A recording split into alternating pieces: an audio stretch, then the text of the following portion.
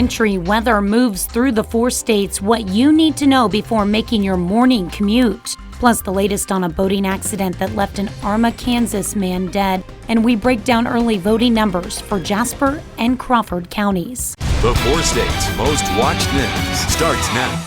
Good morning and welcome to the KOAM Morning News. It's 5 a.m. I'm Tanya Bach. Coming up this half hour, it was semifinal night for Missouri High School volleyball. We'll have highlights as several local teams try to make it to the district championship.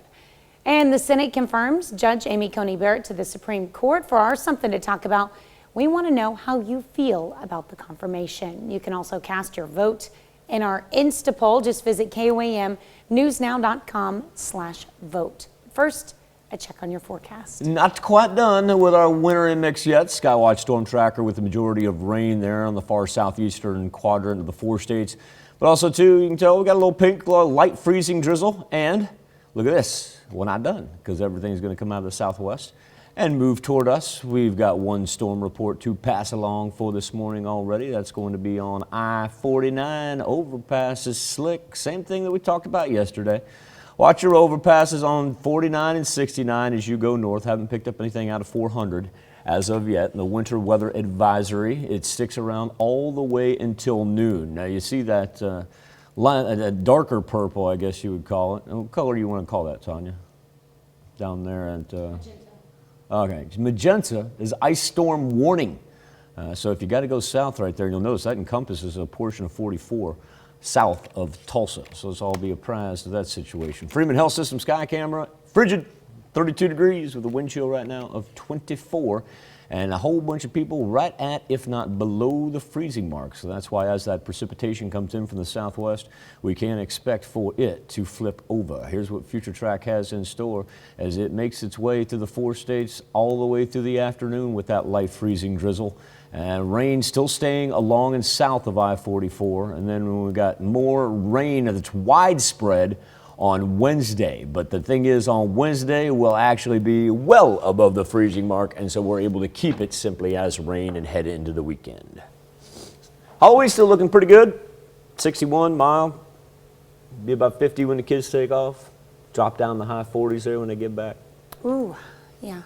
It's definitely cold out there now. You step outside and you want to run back in and grab your winter coat. That's for sure. Everybody's wind chill right now is in the 20s. Yeah, for sure. All right, thanks, Michael. Well, roads could be slick in parts of the 4 states this morning. As Michael said, that means road crews are at work. KDOT crews got things prepped early yesterday. They say in some ways Mother Nature is going to dictate how they defend the roads against her. We'll put brine down early, and that'll cover frost issues that may occur. If we know rain's coming, we're going to wait till it's completely done raining. Then we're going to go out and hit the bridge right after it's done raining. Nelson says one way you can tell if the road is icy is to watch the car ahead of you in wet conditions. If it isn't spraying any water from their rear tires, they're driving on ice. MoDOT crews advise folks to just stay home. If you must get out, take it easy. Because this is the first storm, really, one of the first storms of the season. And if we have ice, it could be black ice. It could be any kind of like that where you just don't see it until you're on it. If it's raining and they're calling for freezing rain, which they are in a lot of locations in the northern areas, you need to slow down, just take it real easy. It's also recommended to make sure your car is ready for the cold temperatures by checking your antifreeze levels, battery, tires, and brakes. An early hit of wintry weather caused chaos on the roadways in Oklahoma. Dylan Richards shows us the troubled spots. Not just slippery roads, it was high water too. Police having to close a section of Sooner and Tinker Diagonal here in Midwest City. Deceptively deep water stalling cars. Some smaller cars stuck, fire officials having to help one person out.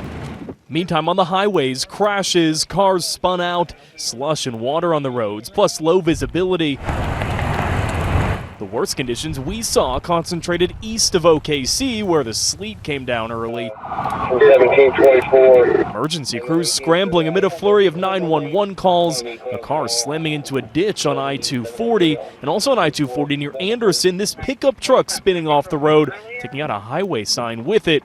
And all comes as the first ice storm of the year batters the metro, the earliest ice storm warning that the Weather Service in Norman has ever issued.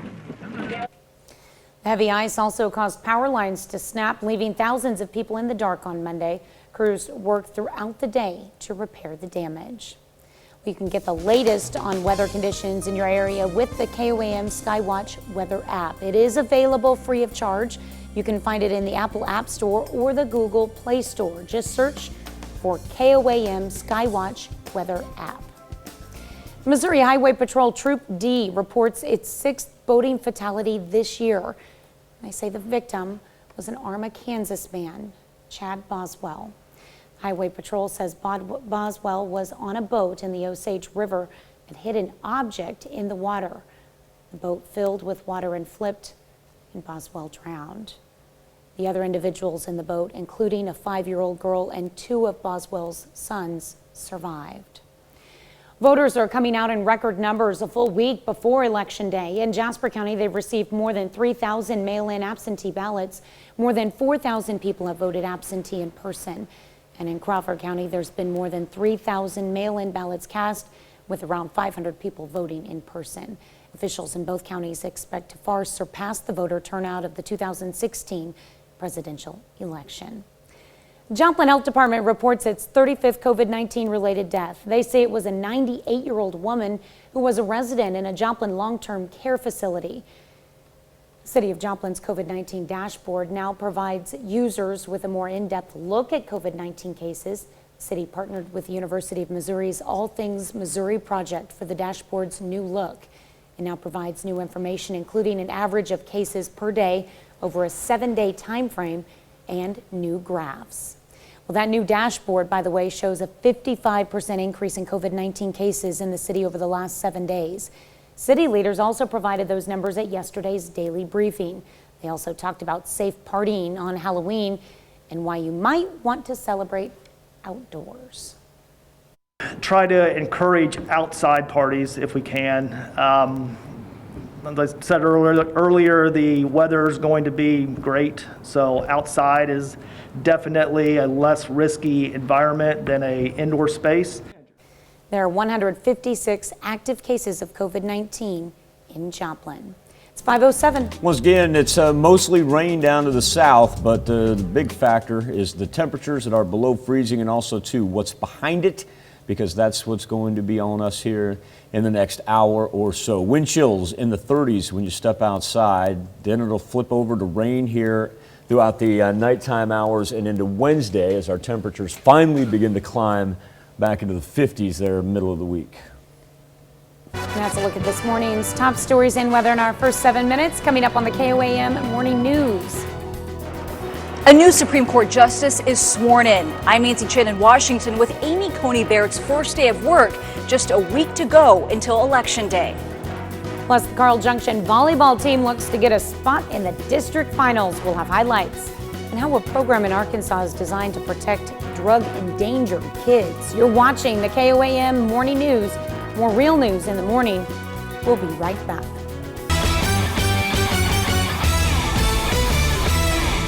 It was semifinal night at the Class 4 District 11 volleyball tournament in Webb City.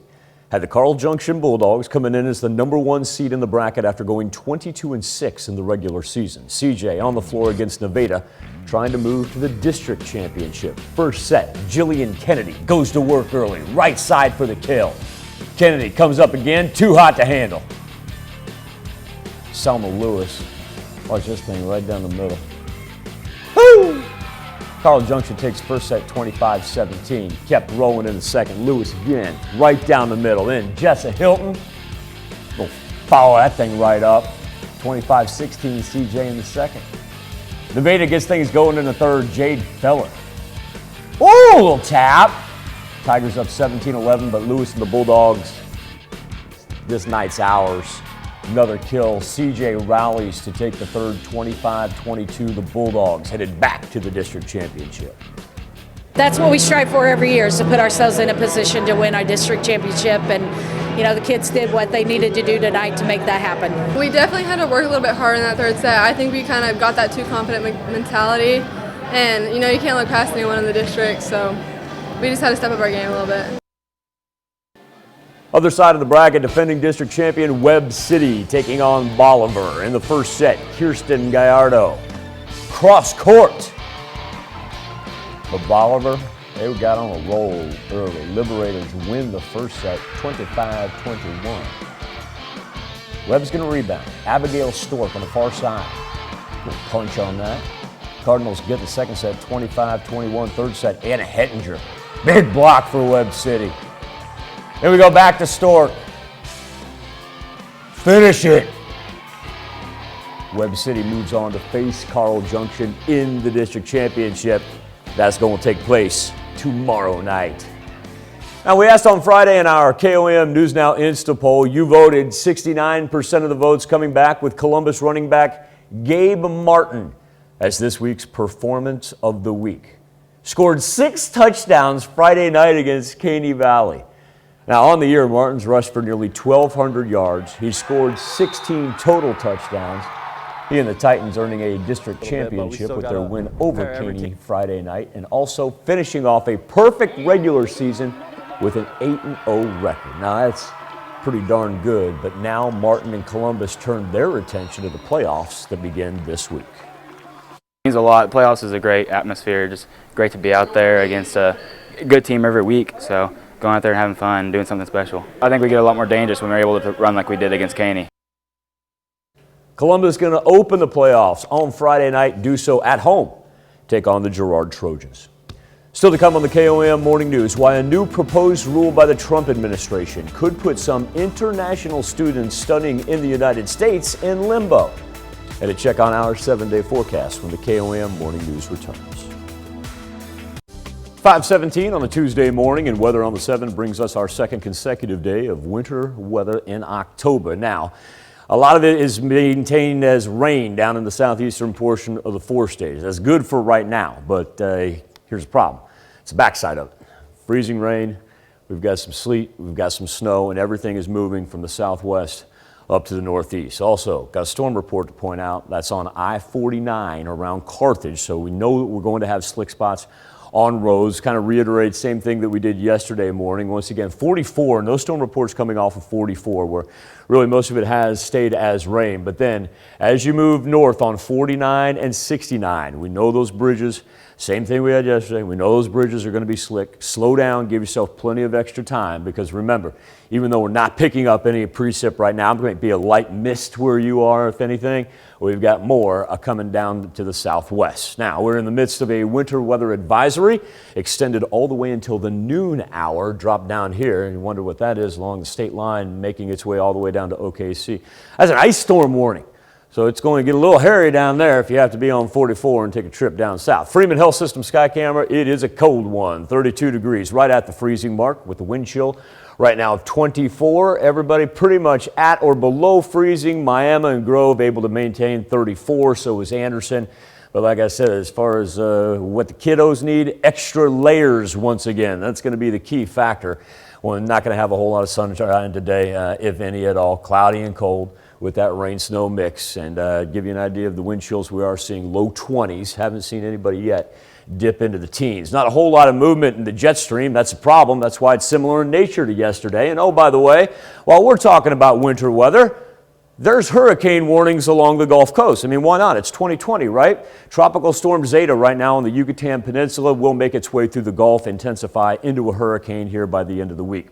During the afternoon hours, we're going to go probably mid-30s right there, but the key factor is going to be when this precipitation flips over. Here it is moving in from the southwest through the afternoon hours. That's why that advisory lasts until noon. Now, as we get into Tuesday night, we're going to see everything move in from the south. And when that happens, that's when it will flip over to rain, because Wednesday is actually going to allow for us to warm up. Now, Wednesday is going to be wet, that's for sure. But I don't think we're going to have to worry about the wintry precip that we are for this morning and this afternoon. Time now to turn our attention to the KOM News Now Facebook page as Amy Coney Barrett shows up for her first day of work as a Supreme Court Justice. Joins the court with just a week to go until the election. Nancy Chen has the story from Capitol Hill. Amy Coney Barrett is now a Supreme Court Justice. I, Amy Coney Barrett. The 48-year-old was sworn in last night during a ceremony at the White House. It is the job of a judge to resist her policy preferences. It would be a dereliction of duty for her to give in to them. Barrett is the third associate justice appointed by President Trump. Our country owes a great debt of thanks to Senate Majority Leader Mitch McConnell. We appreciate it very much, Mitch. Thank you. The Republican-led Senate approved Barrett over unanimous opposition from Democrats. She replaces the liberal icon, Ruth Bader Ginsburg, who died last month. Donald Trump, Mitch McConnell, and their Republican buddies are shoving aside the wishes of the American people in order to steal the Supreme Court seat. Justice Barrett will take the judicial oath of office later today and is expected to begin working immediately. No justice has ever joined the Supreme Court so close to a presidential election. Democratic presidential nominee Joe Biden continues to face questions about how he would handle a Supreme Court with a 6-3 conservative advantage. During a campaign appearance in Pennsylvania, Biden rejected the idea of term limits for justices. It's a lifetime appointment. I'm not going to attempt to change that at all. Activists have called on Biden to pack the court by adding more seats to the bench and filling them with progressive judges. Biden says if elected, he will appoint a commission to study the workings of the nation's top courts. Nancy Chen, CBS News, Capitol Hill. During her confirmation hearing, Justice Barrett refused to commit to recusing herself from any election-related cases that may come before the court. Our question on the KOM News Now Facebook page and our morning Insta poll: how do you feel about the confirmation of Amy Coney Barrett to the Supreme Court? Go to KOMNewsNow.com/vote. Healthwatch is next. Topping Healthwatch this morning, the Arkansas Drug Task Force often picks a location to highlight state efforts in the opioid fight. This time, they focused on Hot Springs. Raleigh Hoyt shows us the next level programs that are helping kids down in the Spa City. We've reached a new stage in the battle against opioids. Efforts to get drugs out of medicine cabinets, like the drug take-back program going on behind me, they're robust. Narcan is saving more lives every day. Now the focus is turning to children caught in the crossfire. And here in Hot Springs, this is a testing ground. Hot Springs has a new police chief, Chief Chapman, who I feel really gets this program. That's State Drug Director Kirk Lane explaining why he came to Spa City on National Drug Take-Back Day, one of the biggest days of his year. Chris Chapman is 4 months into the job at the head of the Hot Springs Police Department. He brought with him a program to help so-called drug-endangered children. Garland County, Hot Springs was one of the pilot programs, and we played as a department an instrumental role in helping develop that program here in Hot Springs. The Arkansas Criminal Justice Institute and Dr. Cheryl May want to go statewide with the idea that police responding to the opioid crisis should work with youth services to help those kids. Bottom line is this: it is taking a multifaceted approach to how we help our children. The main purpose of the Drug Endangered Children program is to develop relationships and partnerships with other stakeholders in your community. So nonprofits like this one offer up support not only for prevention but also intervention. Got it? Like the overall drug fight, success in these programs will take a while to be measured, but with hundreds of collaborations already, the fight looks winnable. At the end of the day, if you've got one success story, that's one success story we didn't have before we started working together. According to a recent CDC report, Arkansas opioid overdose deaths are declining across the state. A National Institutes of Health study suggests postpartum depression may continue for 3 years after childbirth. The American Academy of Pediatrics recommends screening mothers at their baby's early well visits and possibly extending those screenings for at least 2 years. Well, married couples share just about everything, including risk factors for heart disease. Researchers in Boston looked at more than 5,000 couples and found 79% fell into the non-ideal category for cardiovascular health. Most shared unhealthy diets and got inadequate exercise. Diet soda might not be doing you any favors. A research letter in the Journal of the American College of Cardiology found a higher risk of heart disease was also associated with consuming artificially sweetened beverages, not just sugary drinks. More research is needed to find out why. That's a look at some of today's top health stories. You're watching the KOAM Morning News. Not as active as what we had yesterday, but be prepared to scrape the windows and know there's going to be slick spots out on the road. It's mostly rain right now. But remember, here's what we got headed our way in the next hour. We got some freezing drizzle and some sleet in there as well. Temperatures going to be stuck in the 30s today as our winter weather advisory stays in effect, and not going to turn over to rain all the way until tomorrow. Back right after this.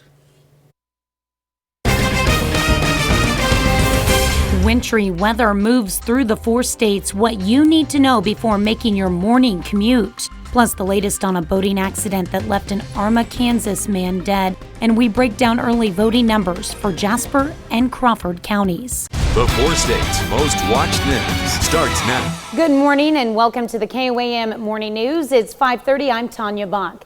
Coming up this half hour, something to talk about this morning is about the confirmation of Amy Coney Barrett to the Supreme Court. Let us know how you feel about it.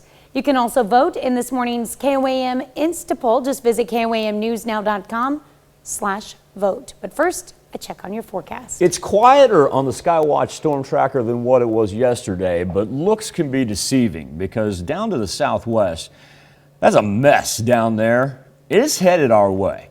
So the fact that we're seeing just rain there in southwest Missouri, we are seeing some freezing drizzle, just, very, very sporadically that you see in the pink right there.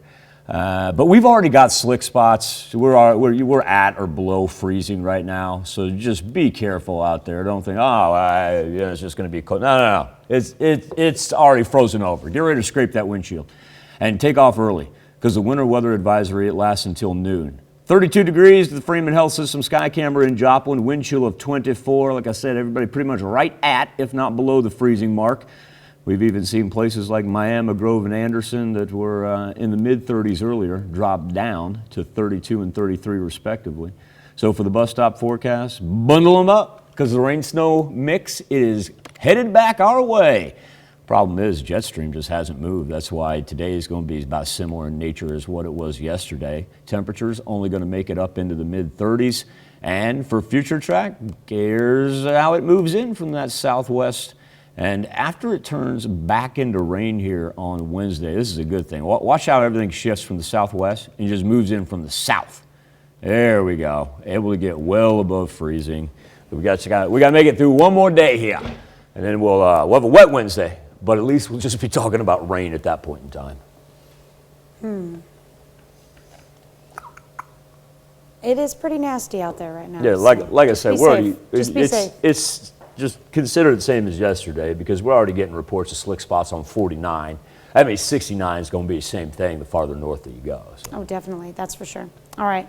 Well, area road crews say they were prepared for the wintry weather, and we caught up with KDOT and MoDOT officials yesterday evening.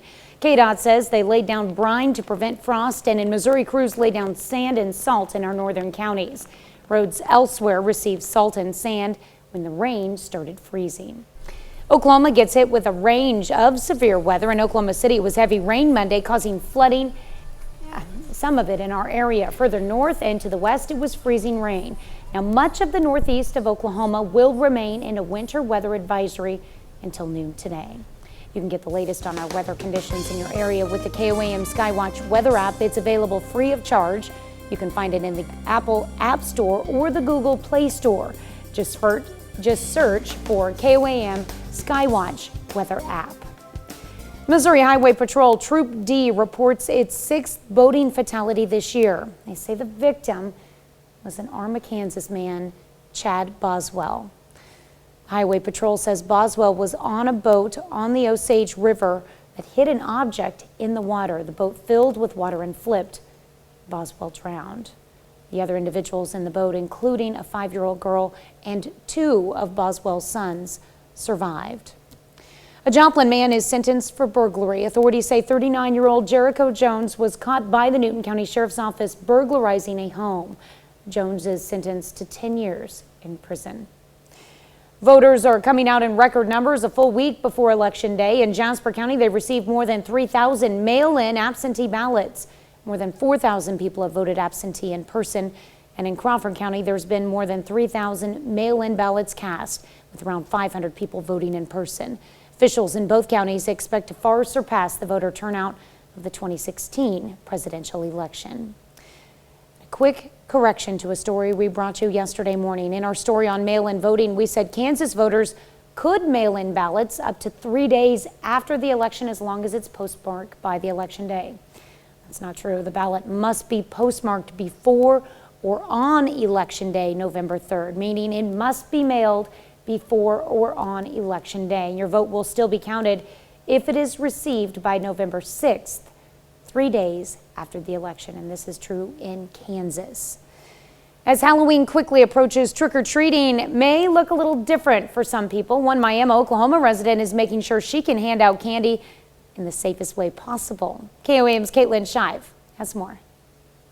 Trick-or-treating is all about the candy, but with new CDC recommendations due to the COVID-19 pandemic, many people are finding more creative ways to distribute it, like Miami resident Angel Riggs Austin. We want to still have fun with Halloween and be safe, so we decided let's get that candy out there however we can. She and her family decided to create a candy chute to ensure social distancing. My daughter likes to hand out the candy, so you kind of have to throw it through to get the momentum. So she'll be throwing it through and hopefully we'll have some trick-or-treaters. Something she's hoping will be fun for the trick-or-treaters and will help reduce the chance of spreading the COVID-19 virus. I really don't want anyone else to get it if possible, so that's our big main factor there. The Miami Police Department are expecting to see an increase in trick-or-treaters this year. And normally our chamber-sponsored event, the Sweet Streets event, would have 3,000 kids right there on Main Street, and a lot of games, a lot of vendors come out, and they play games, have different candy stops, and it was just a huge event for the city. And without that, kids will still want to celebrate Halloween, and I think we're going to see more kids out and about on the streets. And are advising parents to keep an eye out and to have a safe Halloween. We just try to be as social distancing conscious as possible. And I know I've seen several people that have created shoots or doing different things to try to social distance and to wear gloves. And we encourage parents to take hand sanitizer with them so they can sanitize between houses or periodically through the evening. In Miami, Caitlin Shive, KOAM News. The police department is also asking for caution when it comes to wearing cloth mask under Halloween mask, as it could make it difficult to breathe. That's a look at this morning's top stories. Coming up this half hour in the KOAM Morning News, our own Jesse Irwin sits down with a U.S. Senator ahead of the 2020 election. Plus, Hurricane Zeta slams the Mexican coast. We're going to tell you when it's predicted to hit the U.S., but first, it's 5:37. And the Skywatch storm tracker is filled with rain into the south and some light freezing drizzle indicated in pink, but we've got more headed our way, which is why the winter weather advisory stretches all the way until the noon hour. Please know there are already slick spots out on the road. Give yourself a head start this morning. Just take it nice and slow, and we'll be fine by the time we get to the 50s that will emerge on Wednesday. Be back with World Watch right after this. Topping World Watch, it's high anxiety for many international students who come to the U.S. for higher education. A proposed rule by the Trump administration could force them to leave the country before completing their academic programs. Molly Line has more. The Trump administration is proposing another major change to the rules governing international students, potentially requiring a fixed term, which would cap most international student visas at 4 years, some at only 2, and requirements for extensions would be tighter. Current policy allows scholars to stay in the U.S. for a longer duration as they pursue an education. For many international students, potential changes are discouraging. You're told that everything that you did to come to another country was for nothing, because at any point that can change. It's just not a fair game. The Department of Homeland Security argues the new rules would help address national security concerns. Di Yang of China is studying strategic communications at Columbia University. She's graduating soon, but fears for those who may come in the future, facing fixed limits. At some point, probably your mind change, or there's a very good opportunity pop up somewhere, but then you realize that your visa is expiring, and then what can you do? You have to go back home, and then probably you just miss that very great opportunity. There are more than 1 million international students in the United States. Advocates argue they contribute roughly $41 billion to the national economy.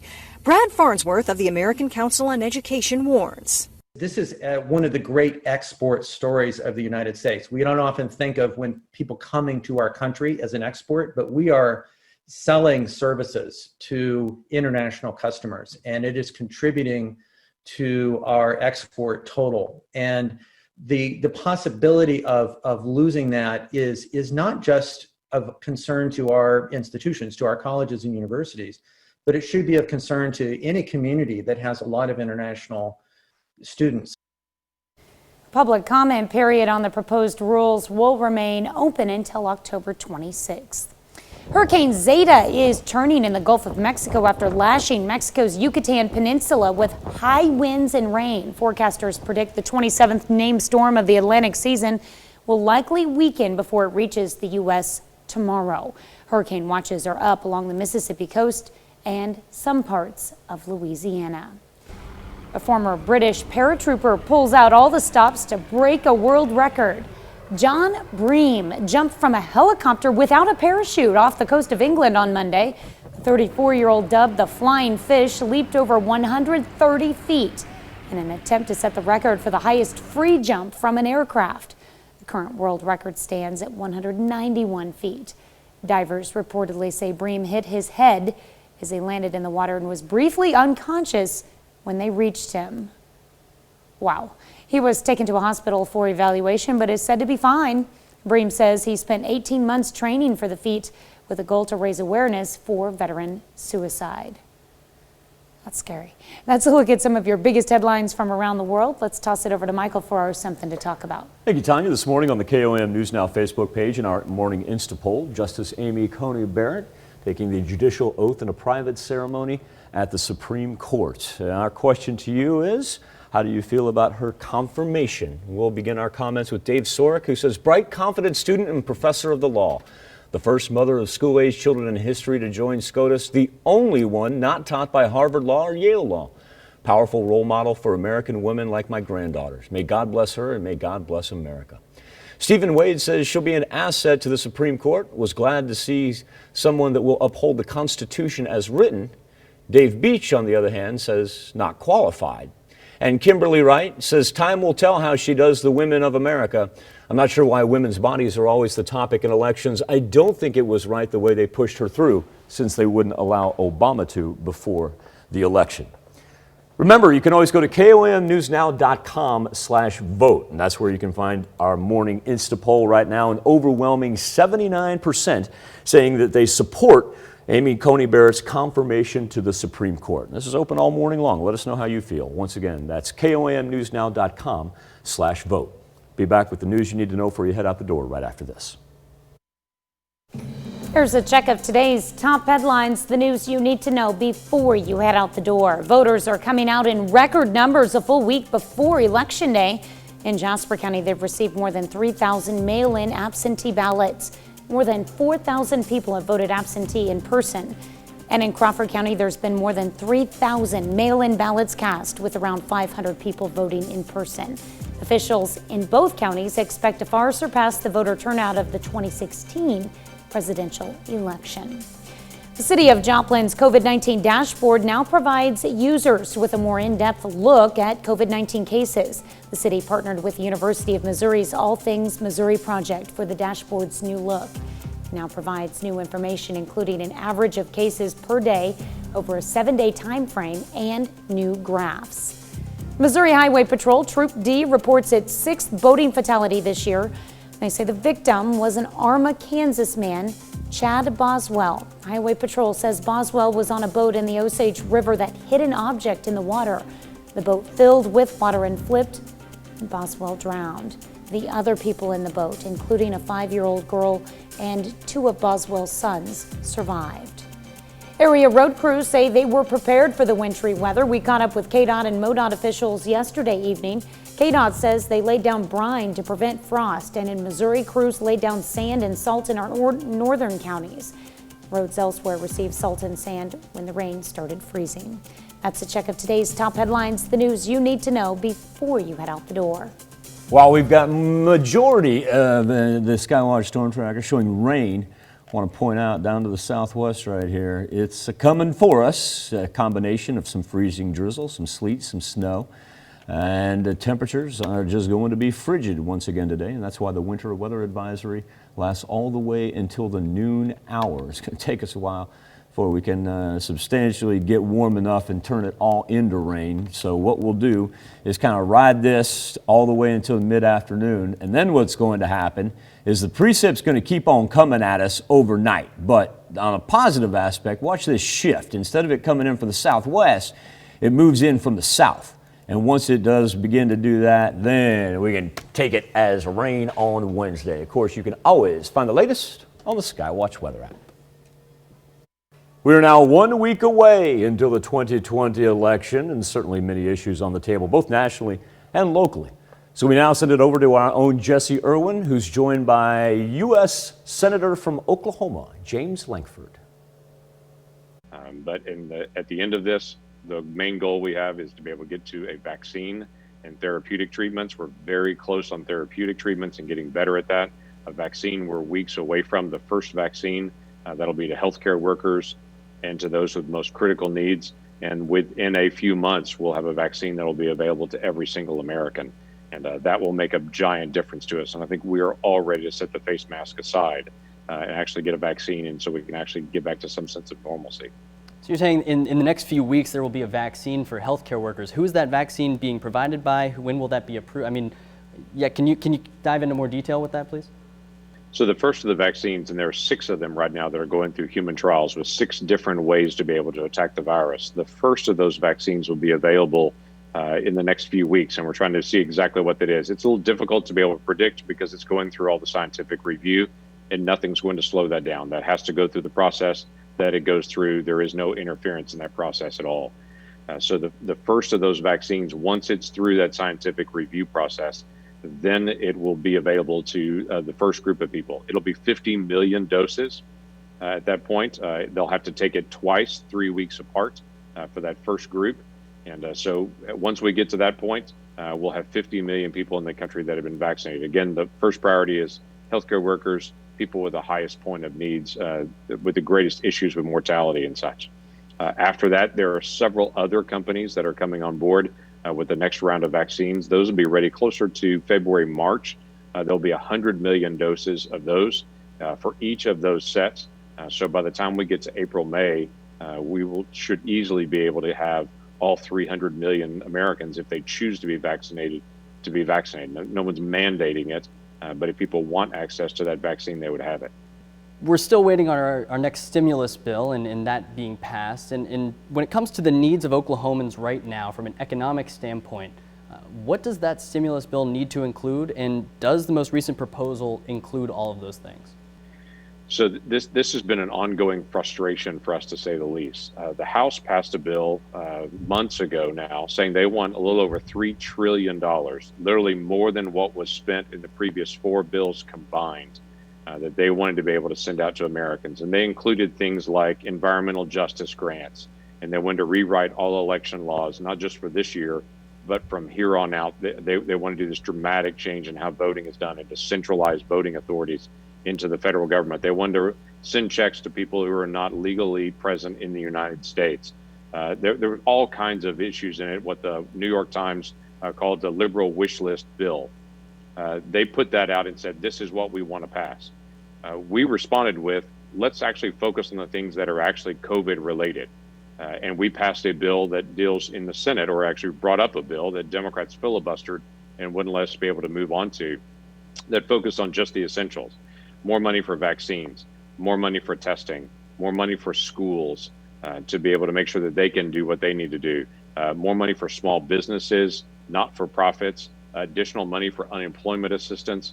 We wanted to get help to the people that needed the help the most, and to say, what can we do to be able to help you in this stopgap time period? Democrats in the Senate filibustered that a month ago.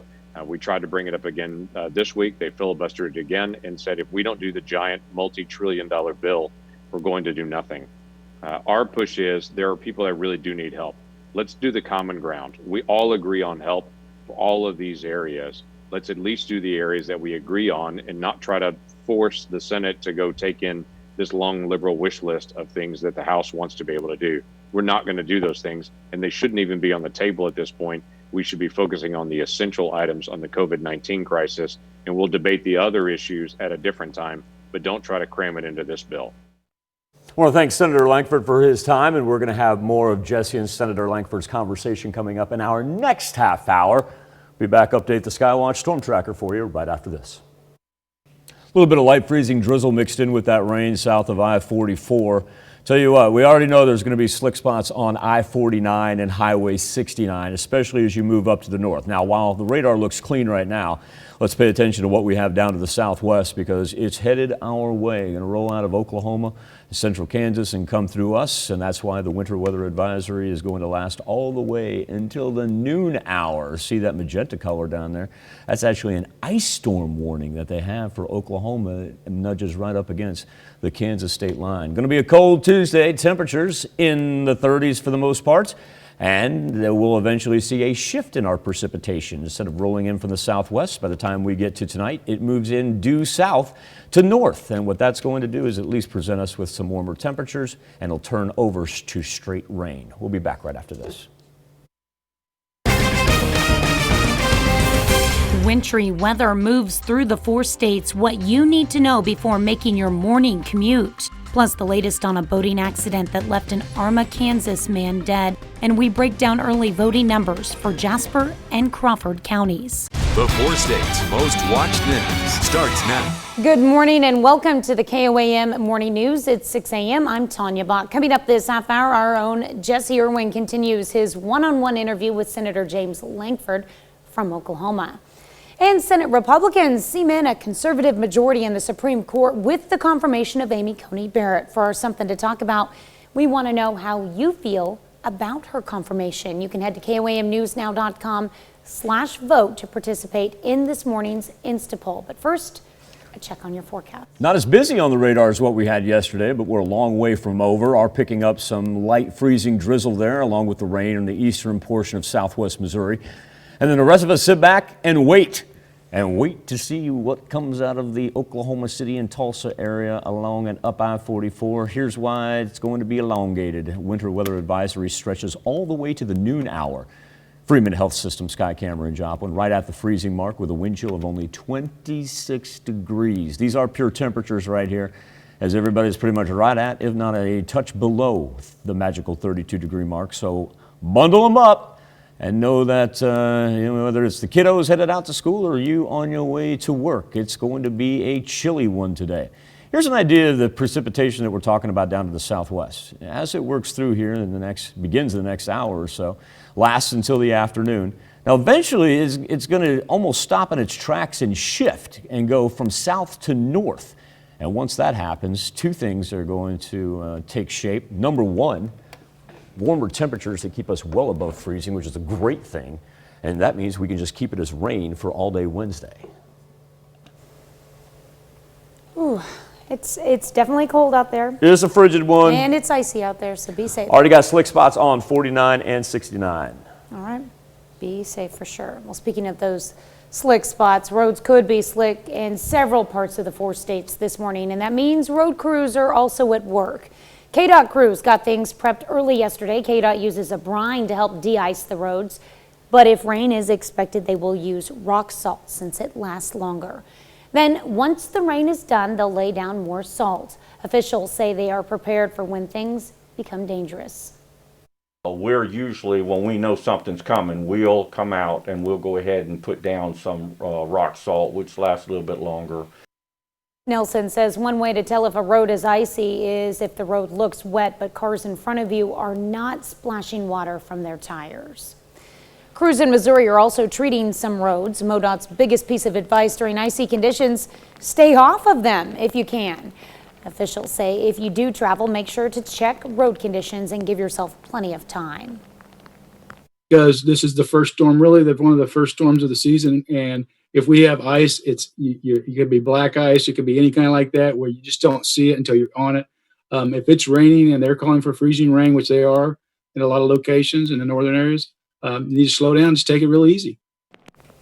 It's also recommended to make sure your car is ready for the cold temperatures by checking your antifreeze levels, battery, tires, and brakes. You can get the latest on weather conditions in your area with the KOAM Skywatch weather app. It is available free of charge, and you can find it in the Apple App Store or the Google Play Store. Just search for the KOAM Skywatch weather app. Missouri Highway Patrol Troop D reports its 6th boating fatality this year. They say the victim was an Arma, Kansas man, Chad Boswell. Highway Patrol says Boswell was on a boat on the Osage River that hit an object in the water. The boat flipped with water. The boat filled with water and flipped Boswell. That's when Boswell drowned. The other people in the boat, including a 5-year-old girl and 2 of Boswell's sons, survived. Chanute police say a man showed off a gun that he later used to shoot into a business. It happened early on Friday. Police say the suspect was showing off a gun that he had tucked inside his waistband at a business on South Santa Fe. Authorities say he was asked to leave but came back later and fired at the business. No one was shot. Police arrested the suspect, but no formal charges have been filed. Local election officials say we could have the highest voter turnout of any recent presidential election. KOAM's Zach Dodge has a breakdown of the numbers.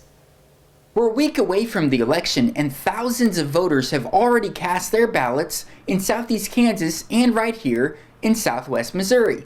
Let's first take a look at Jasper County, where absentee voting is currently happening.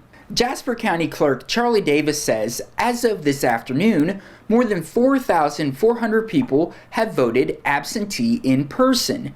They've also received more than 3,400 mail-in ballots. He expects the overall turnout to exceed 2016, when a little over 48,000 residents voted. And over in Crawford County, they've seen a lot of mail-in ballots. And around 5,000 people have taken part in early voting so far. So he thinks if turnout on Election Day is close to what it was in 2016, turnout there could also exceed the last presidential election.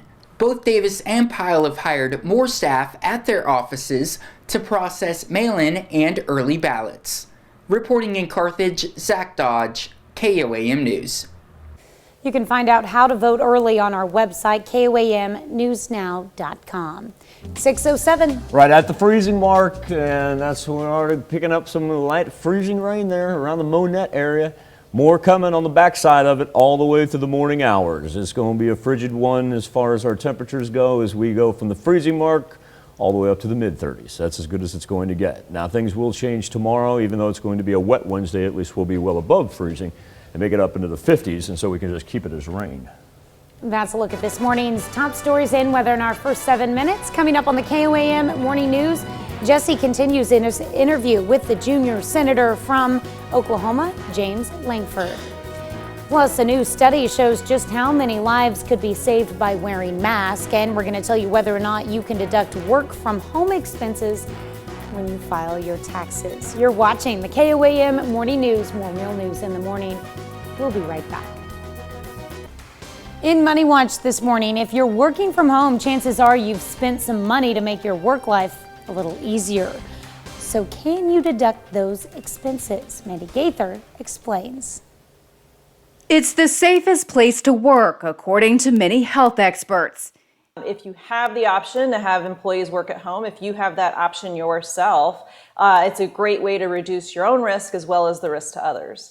If you've bought supplies, a desk, chair, or shelled out for a better internet connection to make work from home easier, you may be wondering if you're able to take the home office tax deduction for those expenses on your 2020 federal tax return. The short answer is probably not. The people most likely to be eligible for a deduction are those who are self-employed, but even then, they have to meet certain rules. If you work full-time for someone else, you're out of luck. The IRS noted last month that employees who receive a paycheck or W-2 exclusively from an employer are not eligible for the deduction, even if they're currently working from home.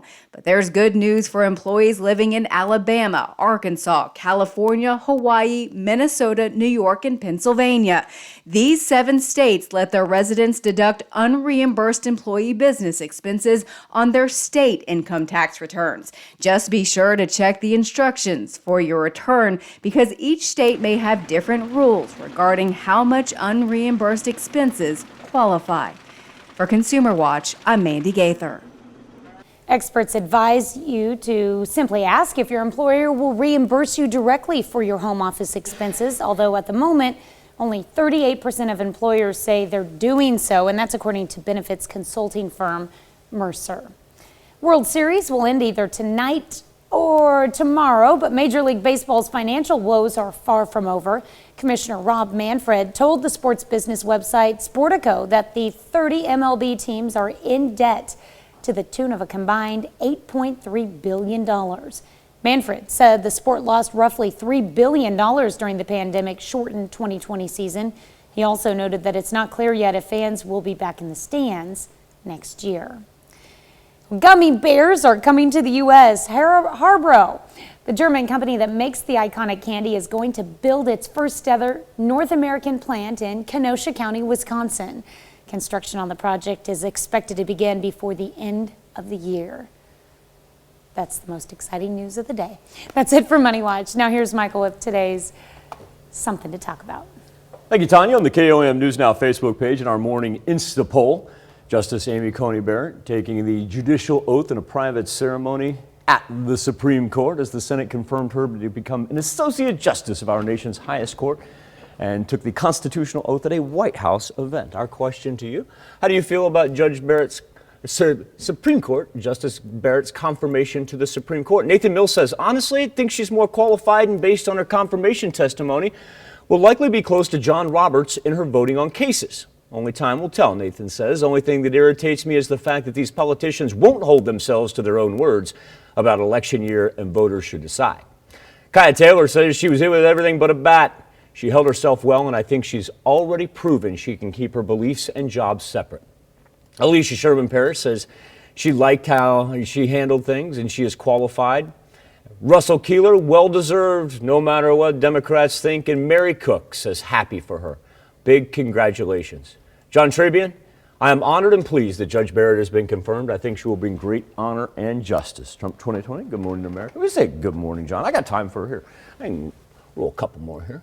Guy Hansen said, I enjoyed watching Justice Barrett humiliate and expose the ignorance of Dianne Feinstein and a parade of fools who only made the Democrats look childish compared to one of the most brilliant people I have ever heard address Congress. Now the imperative is to elect President Trump or watch Biden and the far left dismantle our justice system and the Constitution. And Candy Misty Forrest says, I hope and pray God will bless her to do the right thing always and not be at the will of the Republicans or Democrats. Being deceitful and sneaky is the work of an evil person. And don't forget, you can go to KOAMnewsnow.com/vote. That's where you find our morning Insta poll question right now. An overwhelming 75% say you support Justice Barrett's confirmation to the Supreme Court. I haven't really seen much of a change. Started off about 80%. It's been pretty constant all morning long. Be right back with the Skywatch Storm Tracker and part 2 of our interview with U.S. Senator Lankford right after this.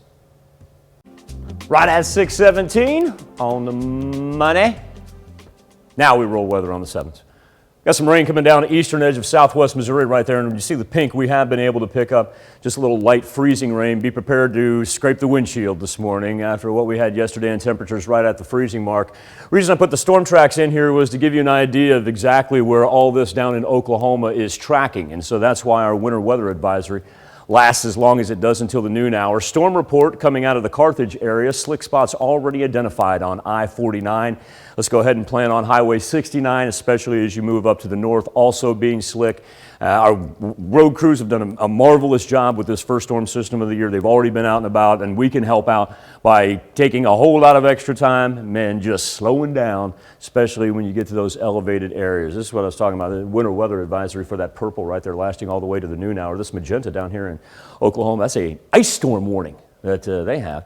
Here's why the freezing rain is going to stick around, because our temperature's right at the 32-degree mark. Whole bunch of 30s, 31s, and 32s on there. For the bus stop forecast, don't worry about the sunshine on the sunrise. It's just a matter of making sure they stay warm on their way out to get to school, as our wind chills right now are all the way down into the 20s. Now, as far as what Future Track has in store, we're actually going to see a little bit of a shift in our precipitation that'll bring us rain later on tonight into Wednesday. And once it begins to work in from the south, then we're actually headed in the right direction. It's going to be much warmer on Wednesday. Not going to have to worry about the freezing mark, and then we can head into the weekend and plan on Halloween. Let's just be safe getting through today. Now, back to Jesse and part 2 of his interview with Senator James Lankford. When it comes to the election, I mean, what is your degree of confidence in the election process this year? We have more mail-in ballots than ever before in history when it comes to any election, especially presidential. So do you feel confident in the process? I'm most confident with Oklahoma's election system because that's the one I'm most familiar with. We have a very secure election system. I have voted absentee before by mail because I travel obviously quite a bit and I'm not always there, especially on primary days and such. We're often in Washington, D.C. on those days. And so I do vote by mail, and that's been a very good system. It's been very reliable, and I encourage people to do that. Now, the deadline's coming very soon for that. If you're going to request an absentee ballot, you have to have that request in by the 27th of October, and it has to actually be returned before the end of Election Day. So if people are going to vote by mail, you need to hurry on that because it's got to be returned and in hand by the end of the day on Election Day. There's also in-person voting on the weekend before the election that you can do in every single county, and then obviously at your precinct on Election Day itself. We've made a lot of changes since 2016 in working on additional security protocols and additional assistance, and also watching out for interference. We saw that even this week with the FBI and the Director of National Intelligence saying we picked up interference from a group of Iranians that are trying to interfere in our election, putting these fake emails out saying they're the Proud Boys and trying to intimidate voters. Immediately, FBI stepped out, exposed that for what it was, and then put sanctions within 48 hours on this group of Iranians as well, and they've taken aggressive action to be able to push back. That's exactly the way it should have been handled in 2016. That's the way it is being handled now, that whether they're trying to attack our voting system or trying to interfere in our election, Americans have our own arguments and discussions. We should not have foreigners trying to engage with us to influence us in this. Gotcha. So it sounds like, in terms of limiting foreign interference, you feel the federal government's doing everything that it needs to in order for this to be a true election, both, with in-person voting, mail-in voting, however you're getting your ballot in, it's going to be a fair process. It is. It looks to be a very good process. The challenge has been out there. The president's talked a lot about mail-in ballots, and this is not new on mail-in ballots. People make more mistakes when they actually do a mail-in ballot. And we've just seen that over time. Up to 20% in previous elections of mail-in ballots have had to be kicked out because the voter themselves actually made a mistake with it. They didn't sign it. In some states, it requires a signature. They didn't actually put a signature, or they didn't put it in the correct envelope, or they didn't get it in time back to the election authorities. There's lots of ways that people can make mistakes with that. In Oklahoma law, you either have to have it notarized or show some form of ID. This year, because of the pandemic, you can just make a copy of your voter card or a copy of your ID and include that. If you don't include that, that's not a valid vote. And so people make mistakes with mail-in voting, and that's the bigger problem. If you want to make sure it's there, do in-person voting, then you'll know. And if you missed part one of Jesse's interview with Senator Lankford, you can check that out on KOAMnewsnow.com. Be back with more KOAM Morning News for you right after this. Topping Healthwatch this morning, wear a mask. It's something you've heard throughout this pandemic, but a new study is putting a number to the lives it could be saved if most Americans would simply do this preventative measure. Mandy Gaither has more. We have clear scientific evidence they work, and they are our best defense. It's one of the best ways to stop the spread of COVID-19. Wear a mask. But a new modeling study in the journal Nature Medicine estimates that if most Americans wore masks in public, more than 100,000 lives could be saved from COVID-19 between now and February.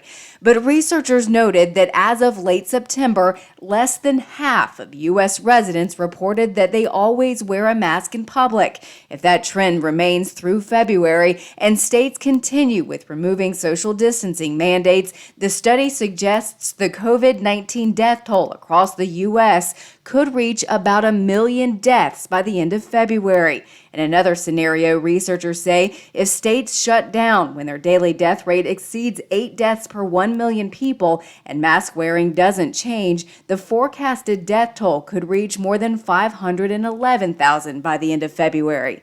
But if most Americans wear masks and states reimpose social distancing mandates, if death rates sharply rise, the death toll projection would be at its lowest. For today's Health Minute, I'm Mandy Gaither. Researchers analyzed data on COVID-19 cases and deaths in the U.S. from the beginning of February through the third week of September. They used those numbers along with other factors to help determine projections for the pandemic through February. The study had some limitations, including that the findings are only forecast projections from models and not definitive of what the future holds. As schools reopen, doctors are seeing an uptick in the number of children infected with COVID-19. The latest tally in the journal Pediatrics found in the first 2 weeks of October, there were more than 84,000 new cases reported among kids, a 13% increase. Well, a major nationwide wholesale company becomes an outlet for at-home coronavirus testing. Costco is now selling at-home coronavirus test kits on its website.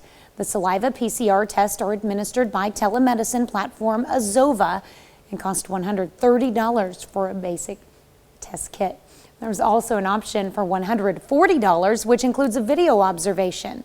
The lesser price kit returns results in 24 to 72 hours after the lab receives the test. The more expensive kit returns results between 24 to 48 hours after the lab gets the test. And that's a look at some of today's top health stories. You're watching the KOAM Morning News. Here it comes. I'm getting to creep in on the west right there. The little purple, little pink. So the light freezing rain, it has started. It's all going to move in from the southwest down there. Look at that mess that they've got. That's why Oklahoma's got that ice storm warning. We've got a winter weather advisory for all the way till noon. So prepare for it and try to get out the door a little bit early. You're gonna need to go, probably gonna need to go scrape windows anyway before you get the car started. 7-day forecast shows you we get through this, we'll be fine come tomorrow. Be right back with more KOAM Morning News when we return.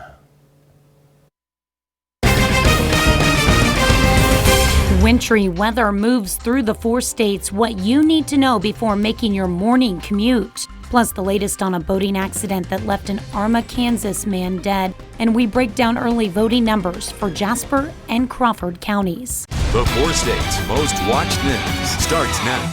Good morning and welcome to the KOAM Morning News. It's 6:30. I'm Tanya Bach. Coming up this half hour, why government officials are scrapping an experimental COVID-19 drug. It's something to talk about on the KOAM News Now Facebook page. We're asking what you think of the confirmation of Amy Coney Barrett to the Supreme Court. Be sure to vote in our Insta poll by going to KOAMnewsnow.com/vote. But first, a check on your forecast. We're starting to pick it up here on the western portion of southeast Kansas. Now, I'm going to work east to west. The rain's just about gone, and now we're starting to see it transition over. You see just a smattering of the pink and the purple right there, indicating the freezing drizzle and some freezing rain. And here's where everything's moving out of. It's going to come from Oklahoma, and then it's going to roll our way. So there you go. We'll put it in motion, and we can say it's officially on as the winter weather advisory lasts all the way until the noon hour.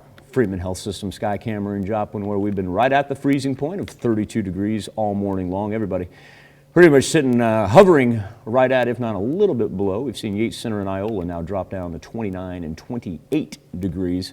Bundle them up. The cold's not going to go anywhere. And probably be safe if they have to walk someplace to make sure that they do have an umbrella, because like I said, it is now beginning to push in. As far as what we have on Future Track, you can tell this thing's going to last pretty much all morning long through the afternoon as well. Then it's going to transition into rain as it moves from south to north overnight through Wednesday. Now, when that happens, actually brings us warmer temperatures. So Wednesday will be a little welcome relief. It's going to be a wet one, but at least it's going to stay as rain all day long.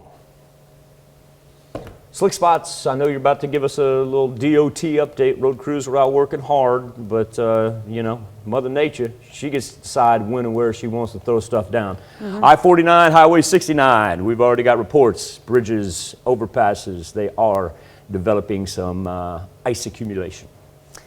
Well, and because of that, area road crews say they were prepared for the wintry weather. And we caught up with KDOT and MoDOT officials yesterday evening. KDOT says they laid down brine to prevent frost, and in Missouri, crews laid down sand and salt in our northern counties. Roads elsewhere received salt and sand when the rain started freezing.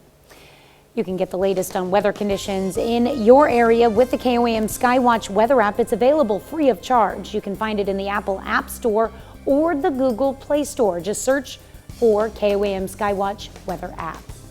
Missouri Highway Patrol Troop D reports its 6th boating fatality this year. They say the victim was an Arma, Kansas man, Chad Boswell.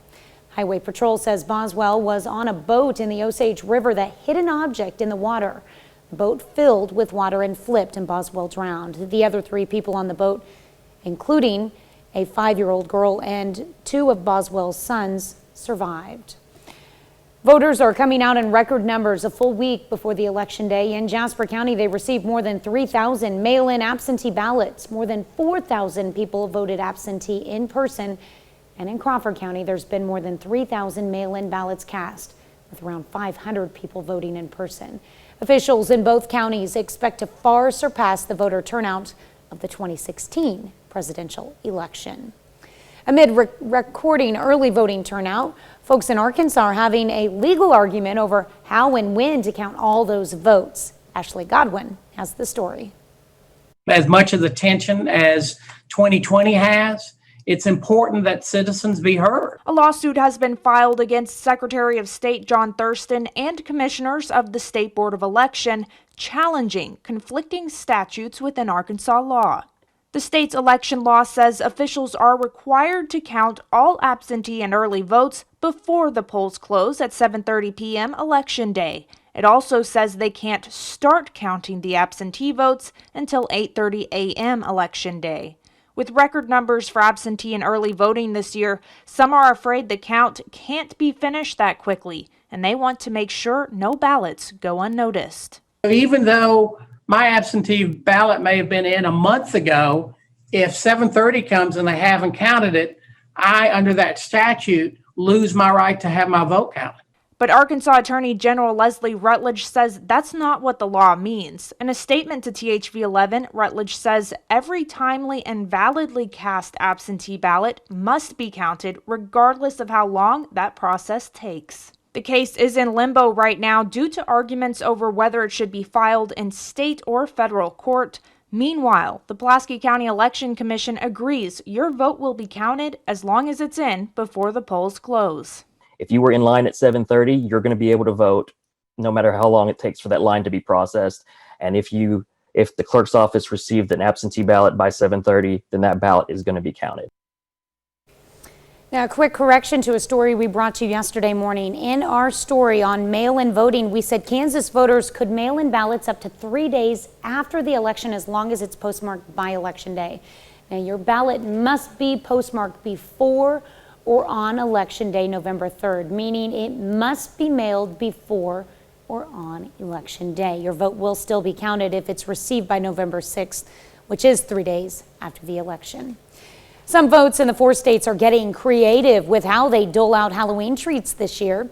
While some may be handing out candy like they normally would, one Miami resident said she wanted to be as safe as she could when it came to distributing candy. So she turned to making a candy chute to allow for social distancing, but still getting kids their sweet treats. After seeing similar chutes on Facebook, she and her family created theirs from PVC pipes. Now, this practice is something the Miami Police Department is encouraging, along with other safety precautions while trick-or-treating.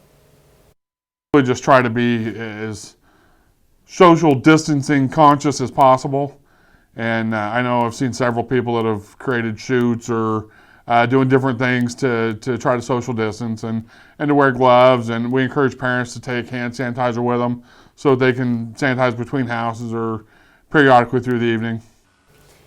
Miami Police Department is also asking for caution when it comes to wearing cloth masks under Halloween mask, as it could make it difficult to breathe.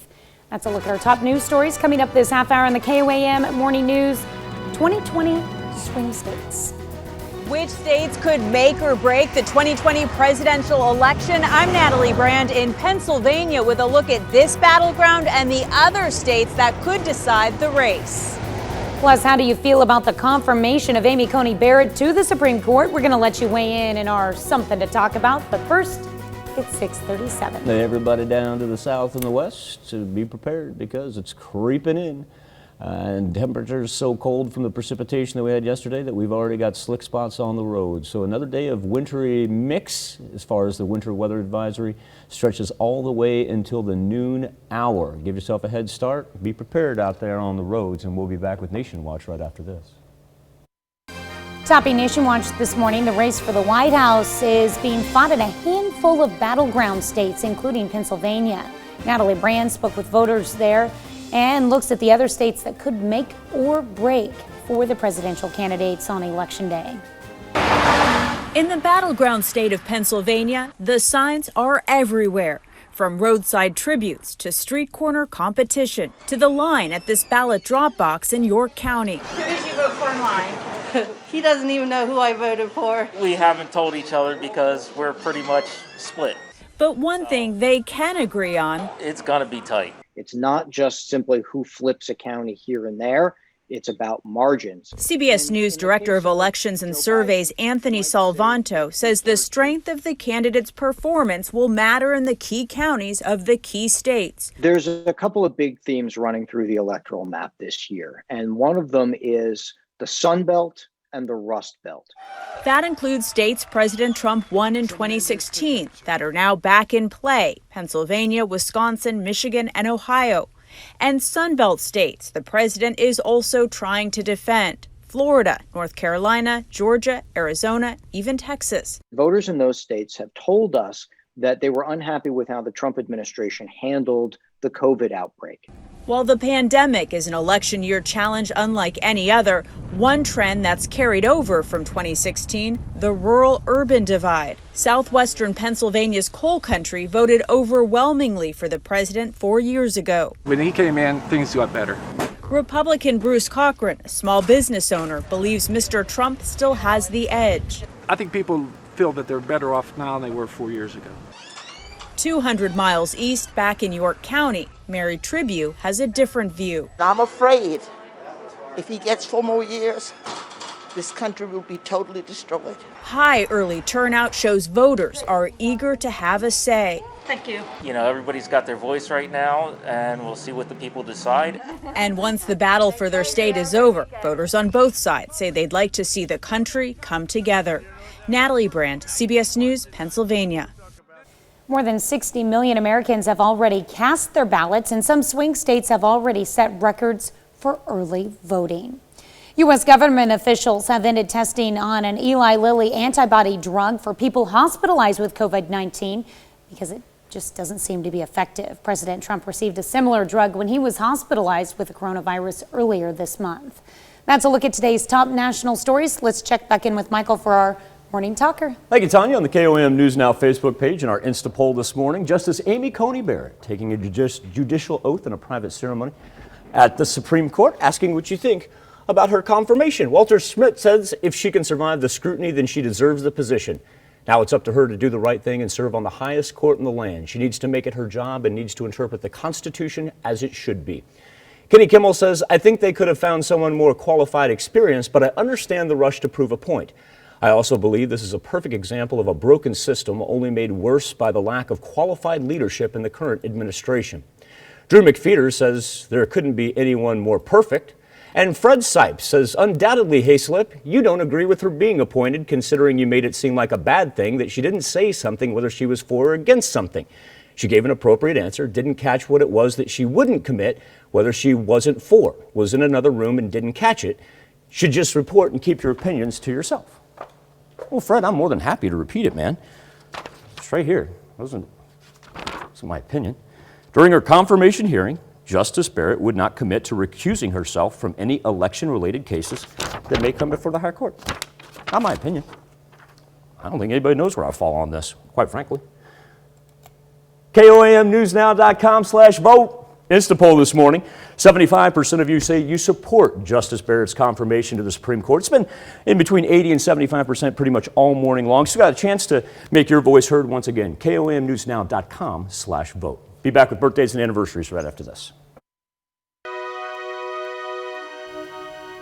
We take this time to honor today's four-state hero, Lance Corporal Wrangler Haas, served in the United States Marines from 2004 to 2006. He fought in Iraq. His hometown, Carl Junction, Missouri, We are proud to salute Wrangler Haas, our fourth state hero. We begin our birthday list off with Brayson Scholes, who's celebrating the big #1. And Brayson, this is a happy birthday with lots of love from your family, your sibling Blakely, who had a birthday there on Sunday. I'd say that's good. That's good big sister right there. She's taking care of Brayson. Happy birthday, big guy. What a cute picture there. Wade Gefford celebrating birthday #4 this year. Happy birthday, Wade. Hope it's a great one in Humboldt. Draco Atwell celebrating his 6th birthday. That's a cool photo right there, Draco. I want you to have a great one in Humboldt. Robbie Stockton turning 10 years old this year in Fredonia. It's not real. It's Wasn't okay. there with the bear. Presley Warford. Oh, there we go. Love photos out on a diamond. Happy birthday to Presley. He turns 11 in Arma. Morgan Stoffer is a 5th grader at Carl Junction, turning 11 years old this year. Moving on to the 12-year-olds, we got Zane McGuffey. Very happy birthday to Zane. That's him on the left there. Yes, just to clarify. Happy birthday, Zane. And happy birthday going to Chrissy Flynn, who's celebrating Sweet 16 this year in Pittsburgh. Little Panther pride right there. Shelly Bernard, a big 50th birthday. Shelly's already counting down to the weekend there with the TGIF. I love that. Happy birthday, Shelly in the NAC. And a belated birthday wish going out to Miss Linda Aw, Morris. look at that You little had a one. great one yesterday. Linda is 59 in Chanute. And Dale Earl, a happy 70th birthday. Look at that thing right there. That's some eating for the Earl family. Happy birthday, Dale and Jasper. In Erie, Pat Olson celebrating birthday number 85. Beautiful flowers you got there, Pat. Hope it's a great one. And a 13th anniversary celebrated by Ron and Deborah Trim. Congratulations to the Trims in Thayer. Dennis Eckhart, a happy birthday in the bus.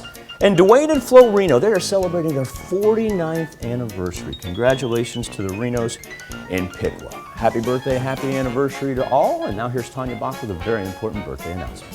That's right. You can be a part of the KOAM Birthday Club by going to our website and signing up, and you can get special deals from local businesses once you do. All you have to do is go to KOAMnewsnow.com, sign up for that KOAM Birthday Club today. Now we're starting to see it make its way in from the west and the southwest right there, just intruding our highlighted counties. What started off as rain in southwest Missouri has pushed off to the east. We really are going to concentrate on what's down to the southwest and that mess that they have that's making its way toward us.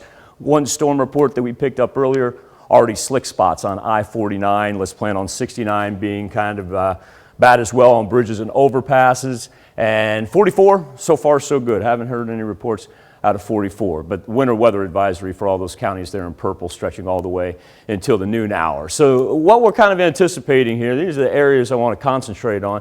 Everything along and south of I-44 should say it's rain today, but the red's going to indicate where we're going to see the ice accumulation. Then on top of that, that's where we're going to see the snow accumulation, and that's why that advisory stretches all the way until noon. Well, it hasn't started in earnest yet. Let's all plan on it coming. Freeman Health System sky camera been stuck at the freezing mark all morning long. 32 degrees, 31 in Pittsburgh, 29 in Independence, and 30 in both Nevada and Fort Scott. So for the bus stop forecast, it's just a matter of making sure that they stay warm because we're going to be in the 30s all day long, and our wind chills right now as low as 18 in Chautauqua.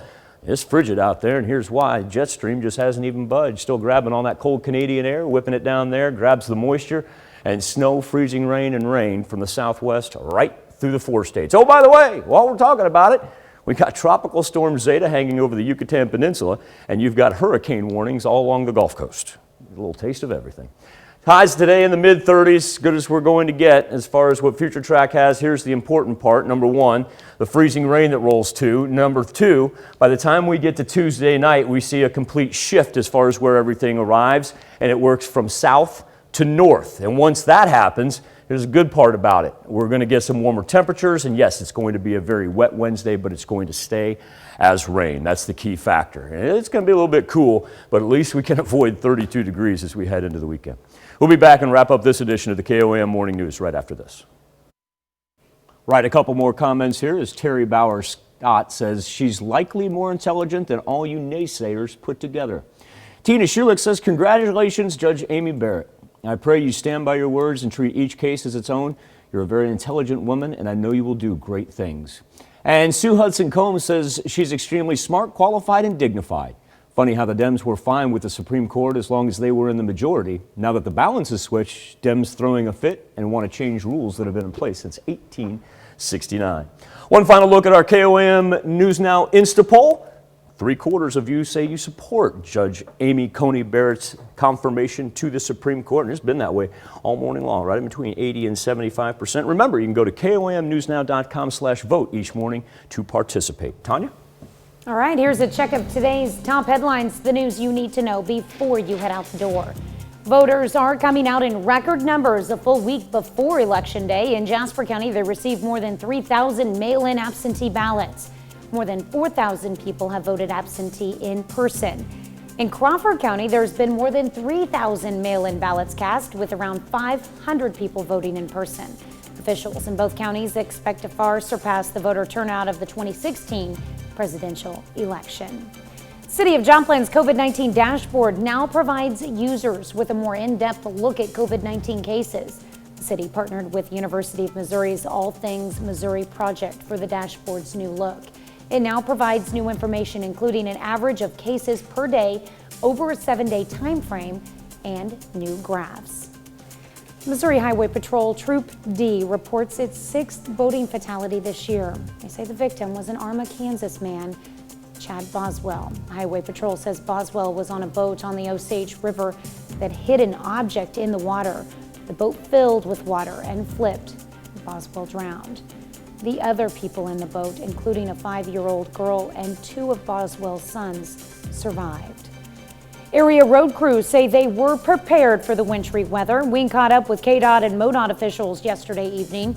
KDOT says they laid down brine to prevent frost. And in Missouri, crews laid down sand and salt in our northern counties. Roads elsewhere received salt and sand when the rain started freezing. That's a check of today's top headlines, the news you need to know before you head out the door. Yeah, this crew is doing a great job, but let's also too remember there's nothing perfect about transportation and weather like this. So we do have slick spots on 49 and 69 as we're going to roll light drizzle, freezing rain, and some snow.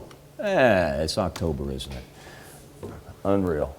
Now, I tell you what, we get past this winter weather, which will stop tonight, and then we are going to have a wet Wednesday, but at least our temperatures will be above freezing. So like I said, everybody just be on guard today.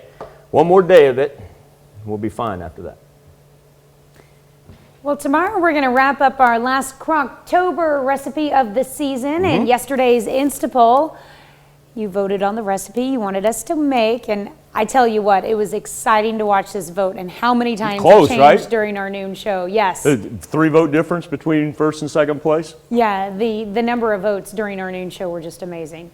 And the winner, cream cheese chicken chili, submitted by Amber from Iola, Kansas. Be sure to tune in tomorrow morning at 6 a.m. when we lift the lid on the crock pot. All right, now when we come back and see you at noon, hopefully that winter weather advisory has expired and we'll have the latest on road conditions as we head into Tuesday afternoon and evening. That wraps it up for this edition. Be safe out there, and we'll do this all again tomorrow morning. And we're going to do it again today at noon.